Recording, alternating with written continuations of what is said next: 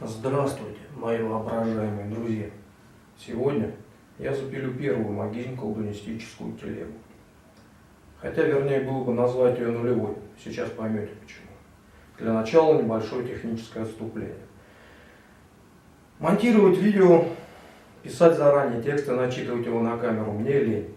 Если бы я захотел что-нибудь написать, мне было бы это проще опубликовать либо в группе, либо на сайте. Поэтому режим будет происходить в качестве экспромта. Я буду экать, мекать, делать паузы. Чтобы это меньше вас раздражало, поставьте в настройках канала полуторную скорость. Теперь отступление непосредственно магизм-колдунистическое.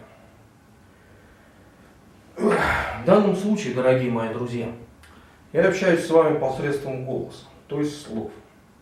Поэтому нам нужно понимать кое-какие вещи о том, как слова работают, чтобы дальше не возникало дурацких вопросов.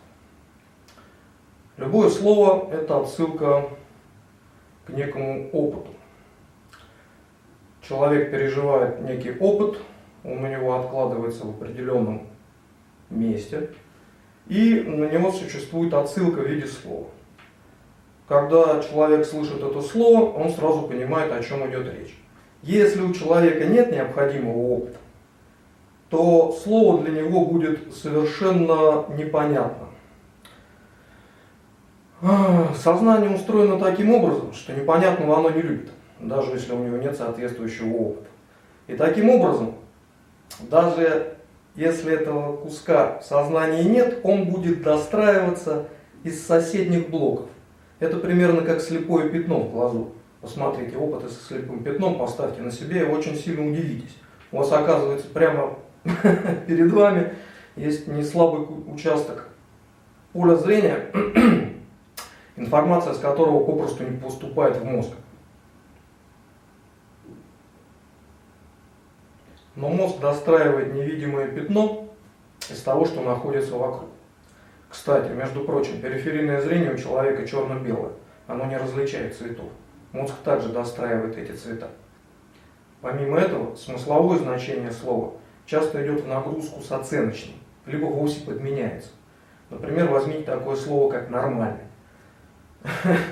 99% людей, услышав это слово в приложении к чему-либо, поймет, что это вещь хорошая или явление, тогда как на самом деле «нормальный» означает чаще всего встречающийся.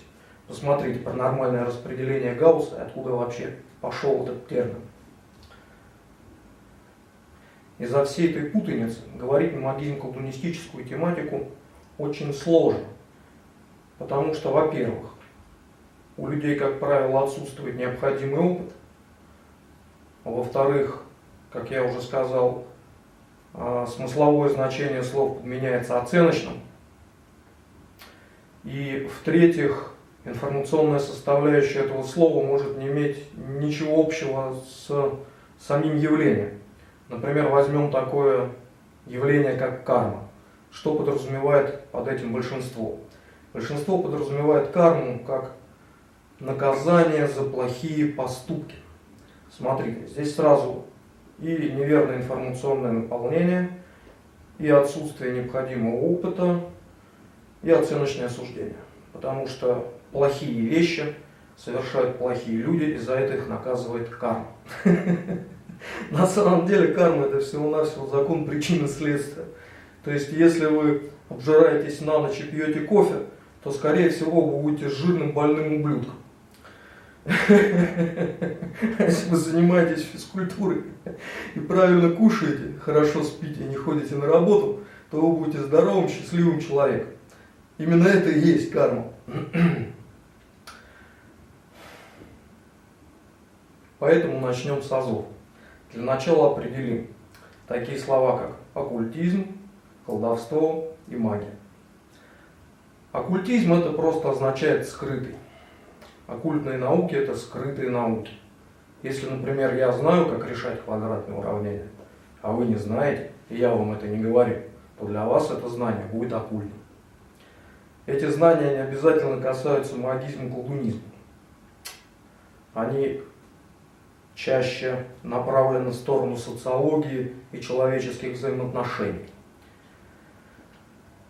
Колдовство – это когда некто с помощью ритуалов, психических воздействий, врожденных сверхспособностей, переданных с 7-го поколения, может с помощью, проще говоря, некой антинаучной ереси и мумба-юмба совершать проявленные и, как правило, полезные людям вещи.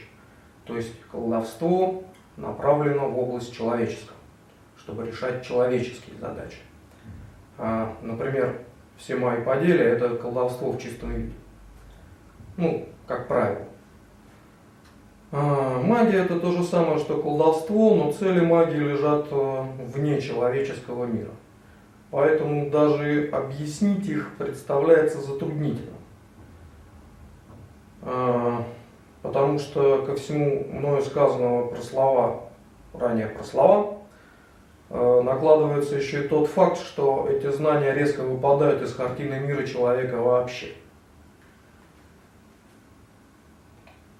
Поэтому, когда я говорю, что наша цель пробить головой пространство и время и уйти в Шамбалу, это не такая уж и шутка. Вот такая хуйня, малят. Пока-пока.